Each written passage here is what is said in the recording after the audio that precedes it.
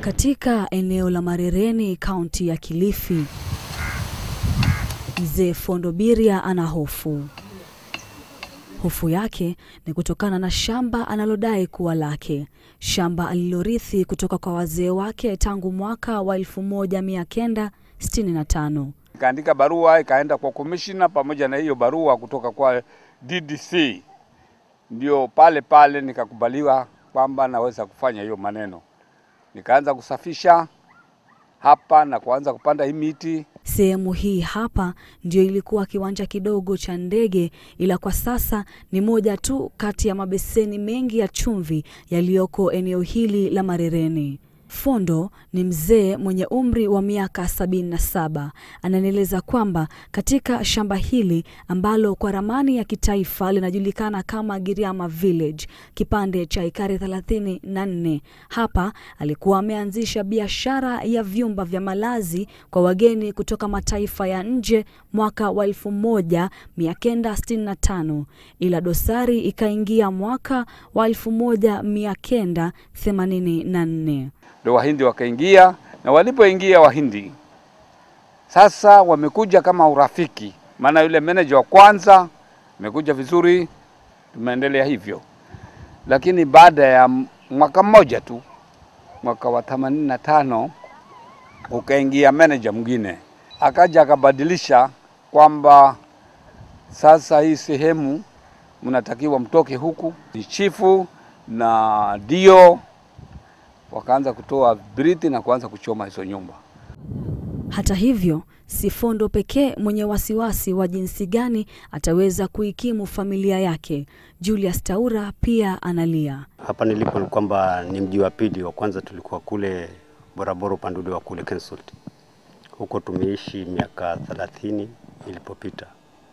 Na kukatokea ule mnunuzi ambaye alikuwa mtu wa Keni. Akasema kwamba ni kwake kule wakati huo. Akaanza kufurusha watu pole kwa pole, mji kwa mji, nyumba kwa nyumba, mpaka akatoa ile sehemu yote ilikuwa iko na wanadamu. Taura ananisimulia jinsi maisha yake yalivyokuwa magumu, kwani walipolazimika kuhamia hapana rutuba ya kukuza wala kufuga kutokana na hali ya hewa iliyojawa na unyevu wa chumvi. Yale maji yameharibu hata uchumi mwingine. Kumekuwa paramanji ya maji. Na wakati huu sasa tuseme walipotoa mpaka tumekuja huku ambao tumepanda mikorosho yetu, miembe na hata hii vimbuzi. Imerudi ni uje ufuge kama kimbuzi kimoja ama viwili. Na masaibu hayakumuishia hapo. Katika miaka 28 ya kufanya kazi katika kampuni hiyo ya kutengeneza chumvi, mwaka wa 2009, Taura alihisi maumivu katika vidole vyake vya miguu. Ikaingia kwa mgoti wenyewe, hasa hii goti. Ilipoingia kwa goti ikaingia kwa kiuno. Nikawa hata kule kuinama siwezi. Saa nyingine nafura. Nikaenda kwa daktari akasema kwamba hii ni mambo ya maji ya chumvi. Nikawa nimtolee, nikadungwa bomba hapo, kasafishwa urongo. Sikupona mpaka sasa.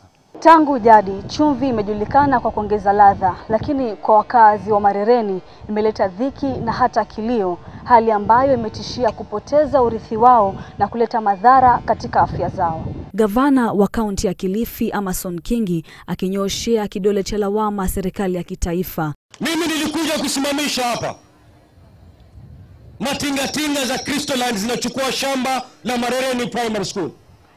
Nilikuja nikasimamisha. Baada ya wiki moja serikali ya Uhuru Kenyatta ya Jubilee ikamwambia aendelee. Anaendelea kaendelea.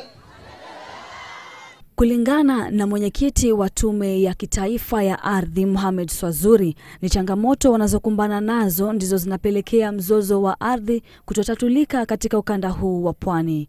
Hiyo area ina ploti nyingi sana ambazo zina shida. Sio ya kata na Fondo peke yake, ni nyingi sana. Maneno ya mitaani, ya vile watu wanavyojua yako tofauti na vile tunavyo na rekodi zetu hapa. Sasa kuwaambia watu mpaka wakubali kwamba ni haya tulionayo sisi ndio ya sawa, ndio shida hapo. Ila Fondo ameshikilia kwamba anazo stakabadhi za kuonyesha alikabidhiwa shamba hilo ambalo ni ekari 34 kati ya 2034. Mapshi tutaeleza hii ni shamba ya Crystalline Salt. Hatuwezi kutoa title juu ya title nyingine. Nina shida na zaidi ya miaka 30 sasa tangu shida niingie. Watoto wangu hawasomi. Ila wamepeana imani kwamba kuna ripoti ambayo tume hiyo inashughulikia, na punde tu itakapokamilika watapeana hatimiliki kwa wenyeji wa eneo hilo kama ilivyo katika sheria zao. Juhudi zetu za kujaribu kupata majibu kutoka kwa kampuni ya KSalt ziliambulia patupu, kwani hawakurejesha simu wala kujibu barua pepe. Sasa matumaini ya Mzee Fondo na Julius Taura ni kwa tume ya ardhi nchini, wakitumai kwamba watakapokamilisha uchunguzi wao watapata afueni. Kadzo Gunga, makala ya Chumvi Dhalimu.